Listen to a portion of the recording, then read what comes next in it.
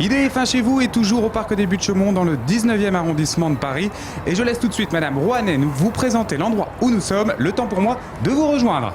Alors actuellement nous sommes sur l'île.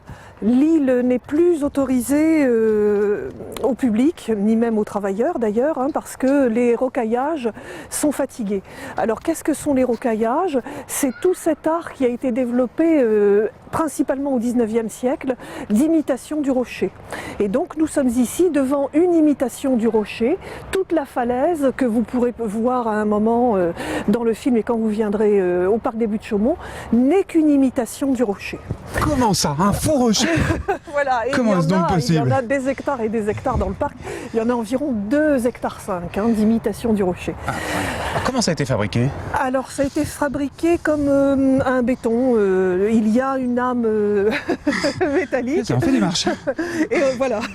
Et ensuite un enduit qui est projeté dessus. Et dessous, là, il y a une armature métallique. Voilà. Et bon, avec les fissures, l'armature métallique s'est trouvée attaquée par l'humidité, le gel, etc. Et c'est pour ça qu'il y a des chutes de pierre et c'est pour ça que l'île est fermée. Par contre, le Parc des Buttes-Chaumont est un exemple extraordinaire de cet art du rocaillage. Et vous avez ici le chemin dit des Aiguilles qui monte tout le long de la falaise, très pittoresque avec des petits champignons comme on peut voir ici. Vous savez un petit champignon? Oh, j'avais pas vu. Oh, attendez, faut que je vous montre. Oh là là, exceptionnel. Un petit champignon. C'est l'ancêtre des nains de jardin en fait ici. Voilà. Et les balustrades en faux bois comme vous avez pu voir et qui ménageaient, donc il y a des ponts au-dessus du vide. L'une des autres caractéristiques du parc, c'est les effets de vertige. Et donc vous avez là un pont suspendu au-dessus de. Ah, on a bien l'effet de vertige quand on est là-haut. Ouais, je confirme. Voilà. Et puis je ne sais plus où j'en étais. Alors là, par exemple, on voit comme des espèces de couches, c'est des blocs qui ont été posés les uns sur les autres. Voilà, oui. Alors, c'est l'impression que cela doit donner parce que ce parc n'est pas une représentation de nos possessions, des colonies qu'on avait avec des végétaux extraordinaires. L'ambition de ce parc, c'est de représenter la France. Et donc, il y a des végétaux exotiques, effectivement, mais il y a beaucoup de végétaux du patrimoine de l'Europe de l'Ouest. D'accord, donc là, on est plutôt dans les falaises du sud-est. Les falaises de Normandie. Ah, c'est les falaises de Normandie, celle-ci. Voilà, et carrément Étretat, puisqu'on va passer sous l'Arche et à côté du pic. Donc, alors, allez, on part à Étretat, allons-y. C'est le début des bains de mer.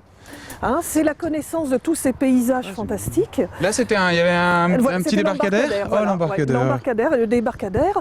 Et donc, le seul chemin d'accès était ensuite le chemin des Aiguilles. Ah, c'était la grande aventure, alors. Ah oui, moi je l'ai fait comme provincial, c'était charmant. Formidable. Voilà, donc les fameuses chutes de pierre dont je vous parlais. Ah oui, ça tombe bien. Et c'est vrai que là, il a fait très très froid.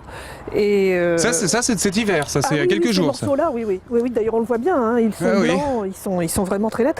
Donc voilà, remarquez que c'est intéressant parce qu'on voit bien le fameux calcaire, le gypse blanc, et parce que là, c'est très joli avec les mousses, ça a un charme formidable, les plantes qui poussent dans les fissures.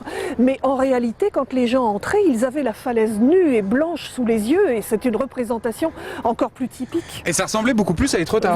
Voilà. Et donc c'est pour ça qu'il y a les lits. Bon, là on arrive sur de la falaise naturelle. Il y a ici des parties de falaise naturelle et des parties de falaise représentées parce que pour le temple de la Sibylle, ils ont décidé de rehausser le niveau et donc il y a une partie de remblai en haut, mais l'autre partie, la base, les 2/3 sont naturels. C'est exceptionnel. Et alors donc l'armature en métal n'est que sur la partie rehaussée? Oui, sur toutes les parties de rocaillage. Sinon, les parties naturelles sont à nu. Et là, par exemple, on voit très bien une coupure entre ça qui est naturel, si je comprends bien, et ça qui est artificiel, où là d'ailleurs on voit des morceaux de métaux. Oui, tout à fait. Et là, c'est de la meulière qui est cachée dessous. Oui. Donc parfois ils étaient obligés de recréer une épaisseur et effectivement il y avait un remblai, de la meulière, des agrégats. Du moment que c'était caché et que c'était solide, peu importe ce qui était mis derrière. Alors dans la littérature du début du siècle, et il y a encore pas si longtemps dans la bande dessinée comme chez Willinger, on entend beaucoup parler de légendes, de que ce rocher serait creux, qu'il y aurait quelque chose à l'intérieur. Il n'y a vraiment rien.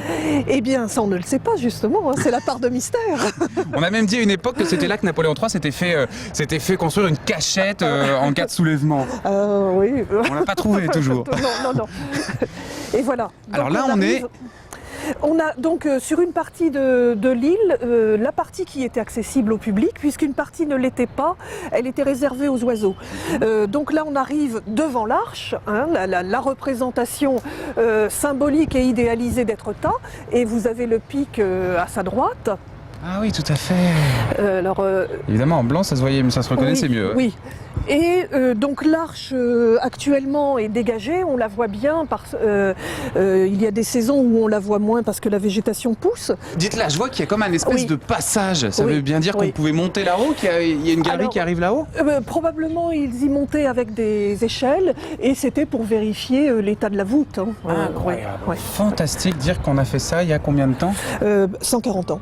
C'est quand même assez exceptionnel, oui. il faut bien le dire. Oui. On reste ensemble, on se retrouve dans quelques instants pour découvrir un autre aspect de ce superbe parc. À tout à l'heure.